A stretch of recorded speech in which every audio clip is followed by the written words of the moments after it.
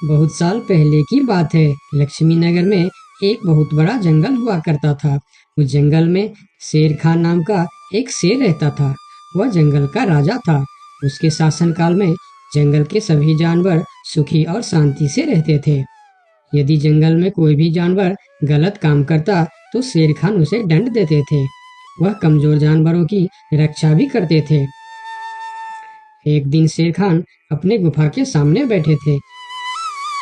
तभी उसका दोस्त भालू उसके पास आया। फिर दोनों दोस्त मिलकर जंगल और जंगल के जानवरों के बारे में आलोचना करने लगे। मैं इस जंगल का सबसे शक्तिशाली जानवर हूँ। मेरे सामने जंगल का कोई भी जानवर टिक नहीं सकता। क्या कहते हो भालू भाई? ये तो तुमने बिल्कुल ठीक कहा, लेकिन हाथी के सामने तुम बिल्कुल चूहे जैसे दिखते हो। क्या ठीक कहा ना मैंने शेर खान? भालू की बात सुनकर शेर खान बहुत क्रोधित हो गए। भालू, तुम्हारी हिम्मत कैसे हुई मेरे बारे में इस तरह की बातें करने की? तुम्हें पता है तुम किसके सामने बात कर रहे हो? मैं इस जंगल का राजा हूँ। तुम मेरे दोस्त हो, इसीलिए तुम्हारे साथ मैं थोड़ा मजाक कर रहा था। तुम मेरे बात का बुरा मत मानना शेर खान। शेर खान नहीं, महाराज कहो महाराज। मैं इस जंगल का राजा हूँ, इसीलिए बाकी जानवरों की तरह तुम भी मुझे आज से महाराज कह के ही बुलाओगे। लेकिन शेर खान, हम दोनों दोस्त हैं, फिर भी तुम ऐसे क्यों बातें कर रहे हो? दोस्त है नहीं, दोस्त थे। आज से हमारी दोस्ती खत्म। आज के बाद मैं तुमसे कभी बात नहीं करूंगा। दोस्त कहकर मेरे सामने कभी मत आना। चले जाओ यहाँ से। अपने दोस्त का इस व्यवहार से भालू बहुत दुखी हुआ और वह वहां से चला गया। उसी जंगल में गोलू नाम का एक बंदर भी रहता था। वह दूसरों की चीज चुराकर भाग जाता था। एक दिन गोलू की चोरी करते समय शेर खान के एक सिपाही के द्वारा पकड़ा जाता है और उसे शेर खान के सामने विचार के लिए लाया जाता है। गोलू को देखकर शेर खान कहते हैं, गोलू, तुम्हारी चोरी की किस्से जंगल के दूर दूर तक मशहूर है। तुम जानवरों के घर में ही नहीं, बल्कि मेरे दरबार में भी बहुत चीज चोरी की है। इसीलिए मैं तुम्हें पहाड़ से गिराकर मारने की सजा घोषित करता हूँ। आज से ठीक 2 महीना बाद तुम्हें पहाड़ से गिराकर मार दिया जाएगा। अपनी मौत की सजा सुनकर गोलू बहुत रोने लगा और बोला, महाराज, मैं अब कभी चोरी नहीं करूंगा। मुझे माफ कर दीजिए महाराज। मेरे घर में छोटे छोटे बच्चे हैं, मुझे छोड़ दीजिए महाराज। लेकिन शेर खान ने उसकी फरियाद नहीं सुना। तब एक सैनिक उसे ले जाकर जेल में बंद कर देता है। उधर गोलू का दोस्त भोलू को जब इस बात का पता चलता है, तब वह गोलू से मिलने के लिए कैद खाने में पहुंच जाता है और उससे कहता है, देखा गोलू, तुम पकड़े गए ना। मैं तुम्हें कितनी बार कहा था कि चोरी करना छोड़ दो। अब क्या होगा बताओ, कैसे निकलोगे यहाँ से? ये सब छोड़ो भोलू भाई, जो होना था वो हो गया। मुझे तो बस अपने परिवार की चिंता हो रही है। काश मैं मरने से पहले उनके लिए कुछ कर पाता। मेरे छोटे छोटे बच्चे हैं, बीवी है, अब उन सब का क्या होगा? मेरे बिना वह भी जीवित नहीं रह सकते। गोलू की बातें सुनकर भोलू सोच में पड़ गया। फिर वह शेर खान के पास गया और बोला, महाराज, मैं गोलू का दोस्त भोलू हूँ। मैं आपसे कुछ कहने आया हूँ। तो तुम गोलू का दोस्त भोलू हो? ठीक है, बताओ क्या कहना चाहते हो तुम? महाराज, मैं चाहता हूँ कि आप गोलू को कुछ दिन के लिए उसके परिवार के पास जाने दें, ताकि वह मरने से पहले अपने परिवार के लिए कुछ इंतजाम कर सके। मरने वाले का आखिरी इच्छा पूरा कीजिए महाराज। आप एक बार उसके परिवार के बारे में भी सोचिए। गोलू ने जो किया उसमें उसकी परिवार की क्या गलती है? अगर आप उसे कुछ दिन के लिए अपने परिवार के पास रहने दोगे तो शायद उसका परिवार बच जाएगा। मैं इस बारे में तुम्हारी कोई मदद नहीं कर सकता। अगर अपने परिवार से मिलने के बहाने गोलू भाग गया तो मैं किसको सजा दूंगा? शेर खान की बात सुनकर भोलू थोड़ा सोच में पड़ गया। फिर बोला, तो ठीक है महाराज, आप गोलू को छोड़ दीजिए। जब तक गोलू वापस नहीं आ जाता, मैं उसकी जगह कैद खाने में रहूंगा। और अगर वो कभी वापस नहीं आया तो क्या तुम उसके हिस्से की मौत की सजा भी लोगे? थोड़ा सोचकर बताओ।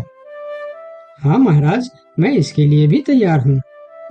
भोलू की बात मानकर शेर खान ने गोलू को कैद से निकालकर भोलू को कैद खाने में डलवा दिया।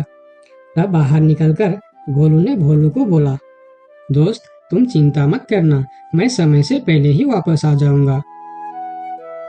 ऐसा कहकर गोलू वहां से चला गया और भोलू गोलू की जगह कैद खाने में रहने लगा। इस तरह बहुत दिन बीत गया, लेकिन गोलू वापस नहीं आया। तब एक दिन शेर खान भोलू के पास आया। देखा बंदर, मैंने कहा था ना गोलू वापस नहीं आएगा। अगर कल सुबह तक गोलू वापस नहीं आया तो शर्त के अनुसार कल शाम के समय तुम्हें पहाड़ से गिरा दिया जाएगा।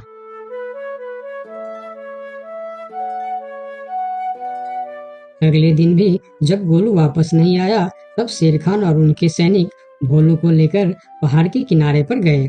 फिर भोलू को खाई के किनारे खड़ा करके शेर खान ने कहा, देखा ना मूर्ख बंदर, तुम्हारे दोस्त तुमको धोखा देकर चला गया। अब तुम मरने के लिए तैयार हो जाओ।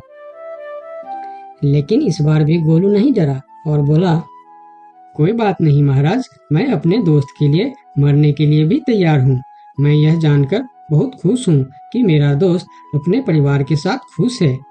मेरे आगे पीछे और कोई नहीं है, मैं तैयार हूँ महाराज। शेर खान और भोलू के बीच बातचीत चल ही रही थी कि तभी थोड़ी दूर पर गोलू उनके और आता हुआ दिखाई दिया। फिर पास आकर उसने बोला, तुम्हें ऐसा करने की कोई जरूरत नहीं है दोस्त। तुमने मेरे लिए जो किया उसके लिए तुम्हारा बहुत बहुत शुक्रिया। अब मैं अपनी सजा पूरी करने के लिए तैयार हूँ। महाराज छोड़ दीजिए मेरे दोस्त को। गोलू, तुम्हें वापस आने की क्या जरूरत थी? मैं यह सजा ले लेता था। तुम्हारे घर में छोटे छोटे बच्चे हैं, बीवी है, उनका क्या होगा? मेरे परिवार में मेरे अलावा और कोई नहीं है, इसीलिए यदि मैं मर भी जाऊं तो मेरे लिए किसी को कोई दुख नहीं होगी। तुम यहाँ से चले जाओ। नहीं दोस्त, गलती मैंने की है, इसीलिए सजा भी मुझे ही मिलनी चाहिए।